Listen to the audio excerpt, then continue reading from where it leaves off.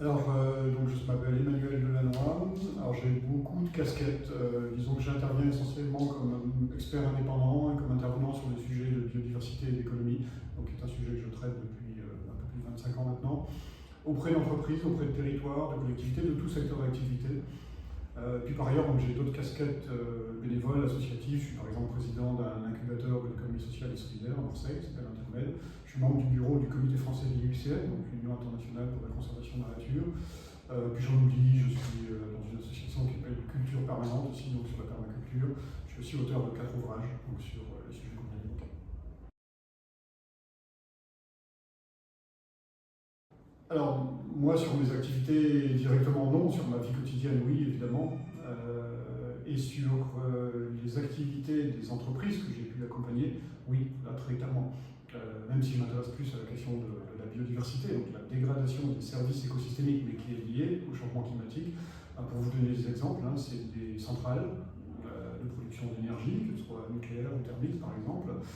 Là en été, c'est parfois plus assez d'eau dans les fleuves.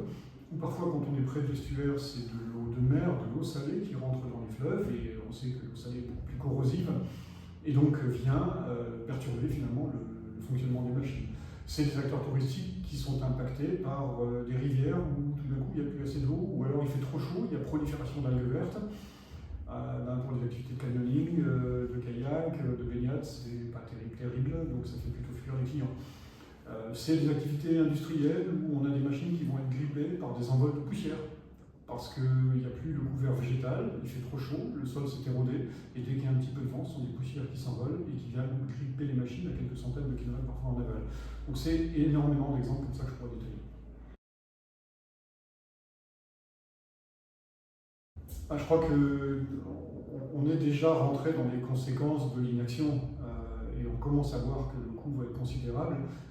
Pour prendre simplement le cas du rapport Stern, je crois qu'on chiffrait le coût de l'inaction à 20 fois le coût de l'action. C'est-à-dire qu'en gros, l'action c'était 1% du PIB, le coût de l'inaction c'était 20% du PIB. Et sur la biodiversité des services écosystémiques, on est probablement au-delà encore, mais on est sur des mécanismes qui sont tellement complexes et souvent imprédictibles que les conséquences sont difficiles à anticiper. Mais ce que je peux vous dire tout simplement, c'est qu'il y a des chaînes de valeur d'entreprises qui se sont complètement arrêtées. Les entreprises ont été obligées de trouver des stratégies de substitution parce qu'une substance, une denrée dont on avait besoin dans le process n'est plus disponible parce que l'espèce qui la fournissait a disparu. Tendance à considérer qu'il faut se méfier. Je sais que par exemple, d'un point de vue géopolitique, certains tablent sur le fait que certaines terres très au nord du Canada ou de la Russie, de Sibérie, vont devenir propices à la culture, mais d'abord il faudra des centaines d'années avant qu'elles y arrivent, et si ça se trouve, on va être dans des fenêtres temporelles qui vont être très courtes aussi, parce que ce sont des sols qui ne sont pas structurés pour ça, et qui risquent de s'éroder ou de s'épuiser très rapidement aussi. Donc je me méfie beaucoup de ce qu'on appelle l'opportunité du changement climatique. C'est souvent des choses qui vont être très conjoncturelles, à très court terme, et finalement très dangereuses, et qui vont pouvoir se retourner contre nous. Je préfère qu'on évite.